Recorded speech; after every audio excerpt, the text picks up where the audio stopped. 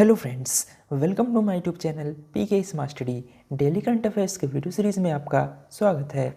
आज है 4 दिसंबर 2020 से करंट अफेयर्स के जितने भी इंपॉर्टेंट क्वेश्चन बनते हैं हम इस वीडियो में डिस्कस करेंगे।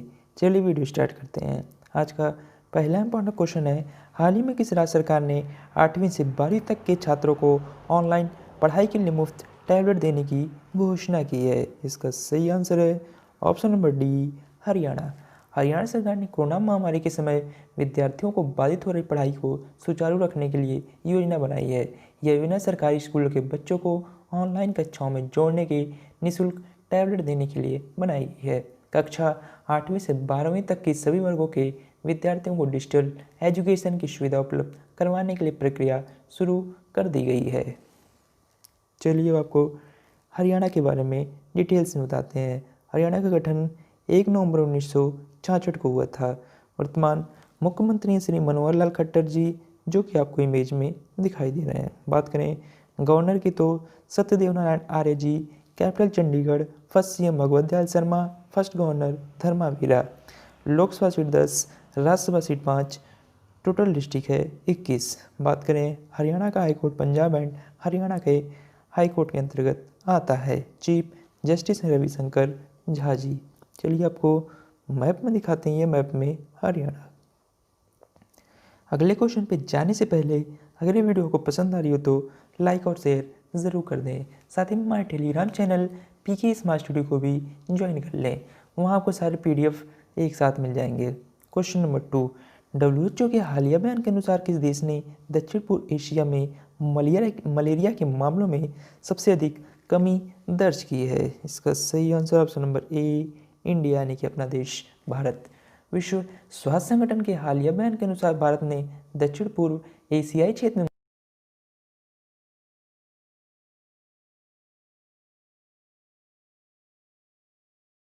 मामलों की संख्या 20 मिलियन से घटाकर 2019 में लगभग 5.6 मिलियन कर दी है। भारत ने मलेरिया से मौतों की संख्या में कमी दर्ज की है। विश्व स्तर पर 2019 में 239 मिलियन मलेरिया के मामले थे। चलिए आपको WHO के बारे में बात हैं। WHO का फुल फॉर्म है वर्ल्ड हेल्थ ऑर्गेनाइजेशन। इसकी स्थापना 7 अप्रैल 1948 को हुई थी। Headquarter Geneva, Switzerland. Director general doctor Tedros Adhanom Ghebreyesus, जो कि आपको इमेज में दिखाई दे रहे हैं। चलिए चलते हैं क्वेश्चन नंबर 3 की तरफ। विश्व दिव्यांग दिवस हाल ही में कब मनाया गया? इसका सही आंसर ऑप्शन नंबर डी, 3 दिसंबर को। हर साल 3 दिसंबर को दुनिया भर में विश्व दिव्यांग दिवस मनाया जाता है। इस दिन को मुख्य रूप से दिव्यांगों के प्रति लोगों के व्यवहार में बदलाव लाने और उन्हें उनके अधिकारों के प्रति जागरूक करने के लिए मनाया जाता है। साल 1992 में बाद से दुनिया भर में विश्व दिव्यांग दिवस मनाया जा रहा है। दिव्यांग दिवस दिव्यांग व्यक्तियों के प्रति करुणा, आत्मसम्मान, उनके जीवन को बेहतर बनाने के समर्थन के उद्देश्य से मनाया जाता है। बात करें दिसंबर के इम्पोर्टेंट डे की तो 1 दिसंबर को विश्व एड्स दिवस यानी कि वर्ल्ड एड्स डे, साथ ही में BSF स्थापना दिवस। बात करें 2 दिसंबर को तो विश्व कंप्यूटर साक्षरता दिवस। चलिए चलते हैं क्वेश्चन नंबर 4 की तरफ। किस देश के पूर्व प्रधानमंत्री मीर जफरुल्लाह खान जमाली का 2 दिसंबर 2020 को 76 वर्ष की उम्र में निधन हो गया? इसका सही answer option number A, Pakistan देश के पूर्व प्रधानमंत्री। पाकिस्तान के पूर्व PM और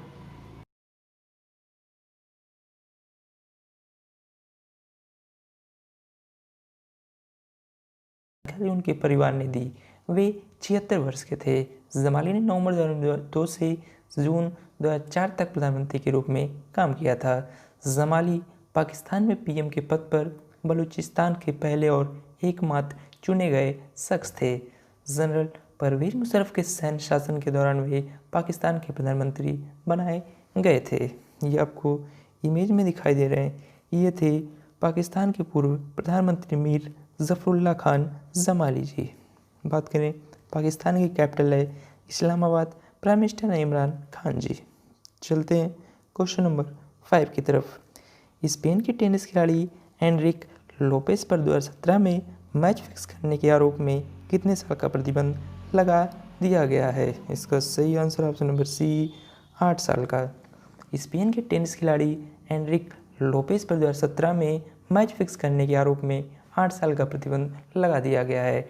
टेनिस इंटीग्रिटी यूनिट ने कहा है कि लोपेज इस दौरान कोई भी आधिकारिक टूर्नामेंट नहीं खेल सकेंगे। उन पर $25,000 का जुर्माना भी लगाया गया है। लोपेज साल 2018 में कैरियर की सर्वश्रेष्ठ 154वीं रैंकिंग तक पहुंचे थे, लेकिन कभी किसी ग्रैंड स्लैम के मुख्य ड्रॉ में जगह नहीं बना पाए। ये आपको इमेज में दिखाई दे रहे हैं, ये है टेनिस खिलाड़ी एनरिक लोपेज। चलिए चलते क्वेश्चन नंबर 6 की तरफ। किस लघु फिल्म को 93वें अकादमी पुरस्कार में भारत की आधिकारिक प्रविष्टि के तौर पर चुना गया है? इसका सही answer option number B seamless. Keith Gomes की लघु फिल्म सेमलेस को लाइव एक्शन शॉर्ट फिल्म श्रेणी में 93वें अकादमी पुरस्कार में भारत की आधिकारिक प्रविष्टि के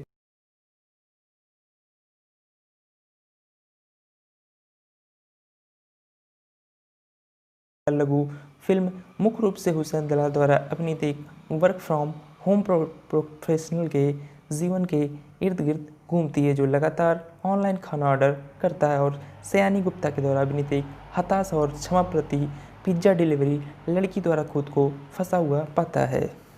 चलिए चलते हैं क्वेश्चन नंबर 7 की तरफ। किस देश की सरकार ने घोषणा किया है कि वह लोगों को मुफ्त में कोविड-19 वैक्सीन की 3 करोड़ खुराक प्रदान करेगी? इसका सही answer option number A Bangladesh. Bangladesh सरकार ने घोषणा किया कि वह लोगों को मुफ्त में कोविड-19 वैक्सीन की 3 करोड़ खुराक प्रदान करेगी।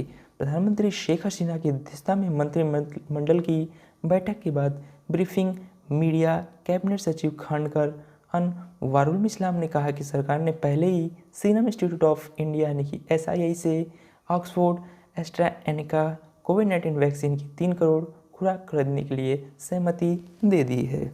चलिए अब आपको बांग्लादेश के बारे में बातें हैं। बांग्लादेश का कैपिटल है Dhaka. President Abdul Hamid, prime minister है शेख हसीना, जो कि आपको इमेज में दिखाई दे रही हैं। करेंसी है टका। नेशनल डे 26 मार्च। लार्जेस्ट लेक है कैप्टई। हाईएस्ट माउंटेन है योगोडांग। नेशनल गेम है कबड्डी। एनिमल है रॉल्स बंगाल टाइगर। बर्ड है magpie robin. Flower water lily. National tree है मैंगो। पार्लियामेंट नेम है जातीय संसद। ये आपको मैप में दिखाई दे रहा है, ये मैप में बांग्लादेश। चलते हैं क्वेश्चन नंबर 8 की तरफ। किस राज्य ने छोटे जानवरों के लिए अपना पहला इको ब्रिज बनाया है? इसका सही answer option number C Uttarakhand.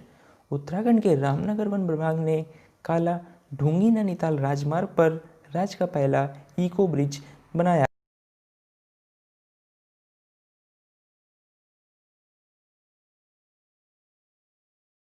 को सड़क पार करते समय होने वाली दुर्घटनाओं से बचने के लिए किया गया है।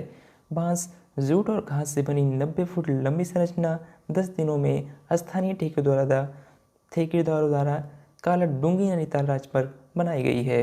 पुल के निर्माण में 2 लाख रुपये लागत आई है, जो कि 5 फुट चौड़ा और 40 फुट ऊंचा है। यह पुल 3 वयस्क मनुष्यों का वजन उठा सकता है और वन अधिकारियों ने कहा है कि उन्हें उम्मीद है कि इसका इस्तेमाल तेंदुओं द्वारा भी किया जाएगा। चलिए अब आपको उत्तराखंड के बारे में बातें हैं। उत्तराखंड का गठन 9 नवंबर 2000 को हुआ था।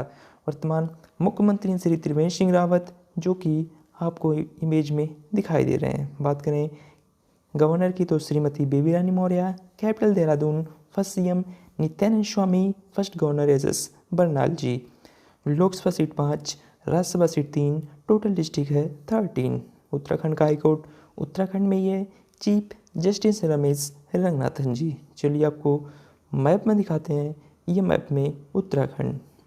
चलते हैं क्वेश्चन नंबर 9 की तरफ। फॉर्चून इंडिया की रिपोर्ट के अनुसार भारत की शीर्ष 500 कंपनियों में कौन सी कंपनी प्रथम स्थान पर पहुंच गई है? इसका सही answer option number A Reliance industries. Fortune India ने हाल ही में देश की 500 दिग्गज कंपनियों की लिस्ट जारी की है। इस सूची में उद्योगपति मुकेश अंबानी की अगुवाई वाली रिलायंस इंडस्ट्रीज लिमिटेड टॉप पर रही। फॉर्चून इंडिया ने कहा है कि भारत की सबसे बड़ी तेल कंपनी इंडियन ऑयल कॉरपोरेशन दूसरे स्थान पर रही। उसके बाद oil and natural gas corporation का स्थान आता है। सूची में देश का सबसे बड़ा बैंक SBI भारतीय स्टेट बैंक चौथे स्थान पर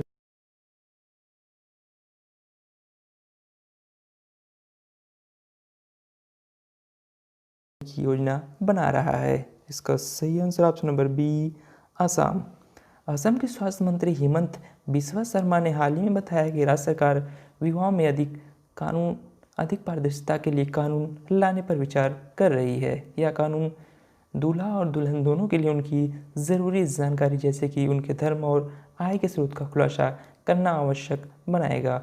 उन्होंने आगे यह भी कहा है कि उनके राज्य का नया विवाह कानून उत्तर प्रदेश और मध्य प्रदेश राज्य में लागू कानूनों से अलग होगा और मुख्य रूप से महिलाओं को सशक्त करेगा। चलिए आपको असम के बारे में बात करें। असम का गठन 15 अगस्त 1947 को हुआ था।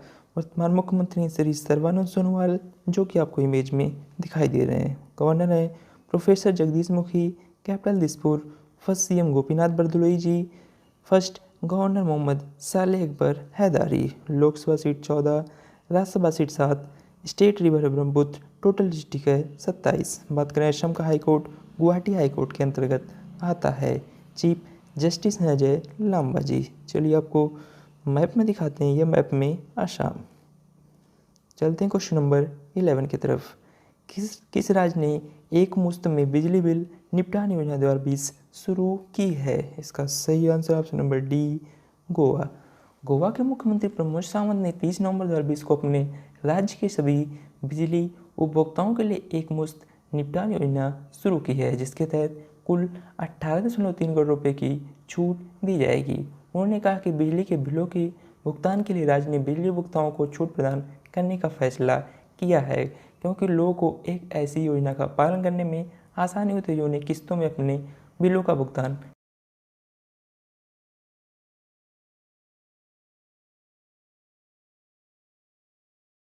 गोवा का गठन 30 मई 1987 को हुआ था। वर्तमान मुख्यमंत्री श्री प्रमोद सावंत, जो कि आपको इमेज में दिखाई दे रहे हैं। Governor Satyapal Malik ji. Capital Panaji. First CM Dayanand Bandodkar. First governor Gopal Singh. बात करें Lok Sabha seat 2, Rajya Sabha seat 1, total district है 2। गोवा मुक्ति दिवस 19 दिसंबर 1961 को मनाया जाता है। बात करें गोवा का हाईकोर्ट बॉम्बे हाईकोर्ट के अंतर्गत आता है। चीफ जस्टिस हैं दीपंकर दत्ता जी।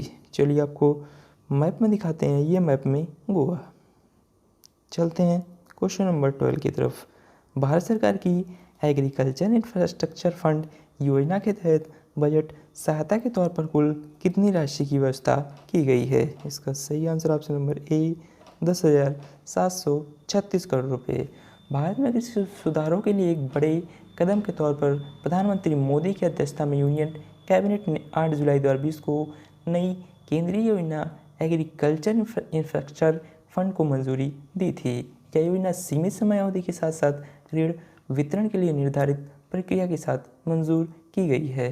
भारत सरकार से बजटीय सहायता के तौर पर इस योजना के लिए कुल नकद प्रवाह 10,736 करोड़ रुपये रखा गया है। चलिए चलते हैं आज के लास्ट क्वेश्चन नंबर 13 की तरफ। DRDO ने हाल ही में ब्रह्मोस सुपरसोनिक क्रूज मिसाइल प्रणाली की मारक क्षमता को मौजूदा 298 किलोमीटर से बढ़ाकर कितने किलोमीटर कर दिया है? इसका सही answer option number B 450 kilometre यानी 450 किलोमीटर। भारतीय नौसेना ने 1 दिसंबर 2020 को बंगाल की खाड़ी में ब्रह्मोस सुपरसोनिक क्रूज मिसाइल के नेवल वर्जन का सफलता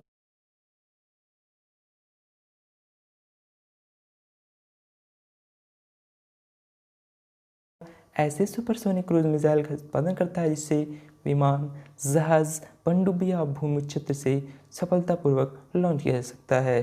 ब्रह्मोस सुपरसोनिक क्रूज मिसाइल दुनिया में अपनी किस्म का सबसे तेज ऑपरेटिंग सिस्टम भी है। DRDO ने हाल ही में इस मिसाइल प्रणाली की मारक क्षमता को मौजूदा 298 किलोमीटर से बढ़ाकर 450 किलोमीटर कर दिया है। चलिए आपको डिटेल्स में DRDO के बारे में बात करें। DRDO का गठन 1958 में हुआ था। फुल फॉर्म आपको पता ही है, फिर भी आपको बताता हूँ। Defence research and development organisation. Headquarter new Delhi. Chairman है जी सतीश रेड्डी जी, जो कि आपको इमेज में दिखाई दे रहे हैं। फर्स्ट लेडी जनरल डॉक्टर जे मंजुला जी, ये मिनिस्ट्री ऑफ डिफेंस के अंडर वर्क करता है। डीआरडीओ का मोटो है बलस मूलम विज्ञानम। चलिए चलते हैं पिछले दिन के वन लाइनर करंट अफेयर्स को रिवीजन कराते हैं। सी गार्जियन ड्रोन जिन्हें हाल ही में खबरों में देखा गया किस देश से प्राप्त किए गए थे? इसका सही आंसर ऑप्शन नंबर यूएस से था। किसने आदि महोत्सव मध्य प्रदेश का शुभारंभ वर्चुअली किया? इसका सही आंसर था Arjun Munda. Joint metre wave radio telescope जो हाल ही में खबरों में देखा गया भारत के महाराष्ट्र राज्य में स्थित है। भारत में बाफ्टा ब्रेक थ्रू पहल का एम्बेसडर AR रहमान जी होंगे। विश्व कंप्यूटर साक्षरता दिवस 2 दिसंबर को मनाया गया। जापान का स्पेसक्राफ्ट एरोस्टोड मिट्टी के सैंपल लेकर पृथ्वी पर 6 दिसंबर को वापस लौटेगा। केंद्र सरकार ने कोविड-19 के आधार पर ऋणों की 8 श्रेणियों पर 2 करोड़ रुपए तक ब्याज माफ़ करने का फैसला किया है। चलिए चलते हैं आज के